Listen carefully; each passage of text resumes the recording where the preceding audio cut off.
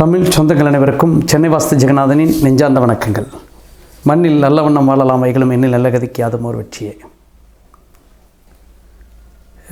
மிகப்பெரிய ஒரு மனிதனுக்கு உத்வேகத்தை கொடுக்கக்கூடிய நிகழ்வு என்னவென்று சொன்னால் பஞ்சபூதங்கள் தான். இதைத்தான் அனைத்து விஷயங்களிலும் நம்முடைய முன்னோர்கள் பஞ்சபூத தத்துவத்தின் அடிப்படையில் மனித வாழ்க்கையை நிர்ணயித்திருக்கிறார்கள். அந்த வகையில் பஞ்சபூதத்தில் ஒரு மனிதனை மகிழ்ச்சி படுத்தக்கூடிய ஒரு நிகழ்வாக, மனிதனை சுத்தப்படுத்தக்கூடிய நிகழ்வாக, அனைத்து இடங்களிலும் ஒரு பாதுகாக்கப்பட்ட மனிதனை பாதுகாக்கப்பட்ட ஒரு உயிரினமாக வாழ வைப்பதற்கு துணையாக எது இருக்கிறது என்று சொன்னால் நீர் முதன்மைப்படுகிறது. அதற்கு பிறகு நெருப்பு என்றாலும் கூட முதலில் நீர் தான். அந்த நீர் சார்ந்த ஒரு தண்ணீர் தொட்டி, நீச்சல் குளம் எங்கு அமைக்க வேண்டும்? இப்போ நிறைய மக்கள், பெரிய பெரிய ஒரு மனிதர்கள் ஒரு பண்ணை வீடுகளை அமைத்து அந்த பண்ணை வீட்டிற்குள்ளாகவே நீச்சல் குளத்தை அமைத்துக் கொள்கிறார்கள். என்னை பொறுத்தளவில் வாஸ்துவின் ரீதியாக அது மிக பெரிய ஒரு தவறாக பார்க்கப்படுகிறது. தவறு என்று சொன்னால் அது மிகையாகாது, கண்டிப்பாக அது மிகப்பெரிய தவறு. இப்போ எங்கு அந்த நீச்சல் குளங்களை அமைக்க வேண்டும், இல்லத்தில் இந்த பண்ணை வீடுகளிலிருந்து எவ்வளவு தூரத்தில் நீச்சல் குளத்தில் அமைக்க வேண்டும் என்கிற விதிகள் எல்லாமே மிக மிக முக்கியம். ஒரு சிலர் பார்த்தீர்கள் சொன்னால் நகர்ப்புற பகுதிகளிலேயே குறைந்தபட்சம் ஒரு 10 சென்ட்டிலிருந்து 15 சென்ட்டுக்குள்ளாக இடங்களை வைத்திருப்பார்கள். அவர்களும் இல்லத்திற்கு உள்ளாகவே நீச்சல் குளத்தை அமைக்க விரும்புவார்கள். இது ஒரு வகை.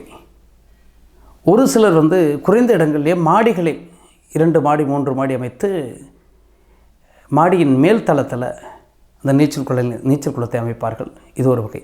இப்போ இந்த நீச்சல் குளம் ஒரு மனிதனுக்கு நன்மையை செய்யுமா அல்லது குற்றத்தை செய்யுமா என்று நம்ம ஆராய்ந்து பார்க்கும்போது வாஸ்துவின் ரீதியாக தண்ணீர் மனிதனை சுத்தப்படுத்தினாலும் கூட மிகப்பெரிய அளவில் ஒரு தண்ணீரை தேக்கி வைக்கும் பொழுது அது ஒரு கனமாக்கப்பட்ட ஒரு விஷயமாக பார்க்கப்படுகிறது. அப்போ அளவுக்கு மீறினால், வடகிழக்கில் தண்ணீர் இருந்தால் நல்லது என்று சொன்னால், அது அளவுக்கு மீறினால் அமிர்தமும் நஞ்சு என்று சொன்னால் எப்படி அது பொருந்துமோ அதுபோல் தண்ணீருக்கும் பொருந்தும். மிகப்பெரிய பள்ளங்கள் என்பது நன்மை, அதே மிக பிரம்மாண்டமான பள்ளங்களாக இருப்பது தீமையைத்தான் ஒரு இல்லத்திற்கு செய்யும். ஆக ஒரு நீச்சல் குளத்தை நீங்கள் அமைக்கிறீர்கள் என்று சொன்னால் என்னை பொறுத்தளவில் இல்லங்களுக்குள்ளாக அந்த நீச்சல் குளத்தை அமைப்பதற்கு நான் துணை போவதில்லை வாஸ்துவின் ரீதியாக. இப்போ அப்பொழுது எங்கு அமைக்க வேண்டும்? மாடிகளில் அமைக்கலாமா? அது ஒரு வகை பலனை கொடுக்கக்கூடிய ஒரு இல்லமாக இருக்கும். என்னை பொறுத்தளவில் மிகப்பெரிய அளவில் நீச்சல் குளத்தை நீங்கள் கட்டுகிறீர்கள் என்று சொன்னால் நகர்ப்புற பகுதிகளில் அந்த நீச்சல் குளத்துக்கென்று ஒரு 3-4 சென்ட் இடத்தை நம்ம ஒதுக்கித்தான் ஆக வேண்டும். அதற்காக ஒரு சில முதலீடுகளை நம்ம செய்ய வேண்டும். அதற்கு குறைந்தபட்சம் ஒரு 20-25 சென்ட் இடமாவது வாங்கி நீங்கள் ஒரு பண்ணை வீட்டை அமைத்து அதற்குள்ளாக வடகிழக்கு பகுதியில் நீச்சல் குளத்தை அமைத்து ஓய்வு நாட்களுக்கு நீங்கள் செல்லக்கூடிய ஒரு நிகழ்வாக ஏற்படுத்திக் கொள்ளுங்கள். இல்லை என்று சொன்னால் பெரிய ஒரு தோட்டத்தில் நீங்கள் நீச்சல் குளத்தை அமைத்துக் கொள்ளுங்கள். ஆனால் எக்காரணம் கொண்டும் இல்லங்களில் நீச்சல் குளங்களை அமைப்பது வாஸ்து ரீதியாக தவறு. மீண்டும் ஒரு நல்ல கருத்தோடு சந்திப்போம். எம்மை தள்ளினாலும் என்னை நம்புவனரவே தள்ளு என்கிற பாமன் சுவாமிகளின் வார்த்தைகளுக்கு இணங்க என்றுமே வாஸ்துவின் என்னை நம்புவர்களுக்கு நான் துணையாக இருப்பேன். மீண்டும் வேறொரு நல்ல கருத்தோடு சந்திப்போம். நன்றி, வணக்கம்.